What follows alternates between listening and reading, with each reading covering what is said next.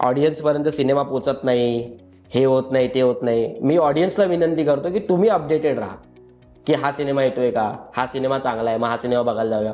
महिन्यातनं decide करा की दोन सिनेमे तरी आपण बघू. म्हणजे थोडं कठीण आहे तुमच्यासाठी, पण प्रयत्न करा की कारण काय होईल माहिती आहे का, आता OTTला सिनेमा विकला जात नाही, थिएटरमध्ये सिनेमा चालत नाही, थिएटरमध्ये लोकांना स्क्रीन मिळत नाही. सो हे सगळे प्रॉब्लेम्स जे आधीचे होते तेच आहेत. मी मान्य करतो की आपण मराठी सिनेमा म्हणून आपण ऑडियन्सपर्यंत पोहोचू शकत नाही. ऑडियन्सने प्लीज आमच्यापर्यंत पोहोचावं, हे मी ऑडियन्सला एक तर विनंती करतो. आणि दुसरी गोष्ट म्हणजे सरकारने ह्याच्यावर काहीतरी ॲक्शन घ्यायला हवी स्ट्रिक्टली.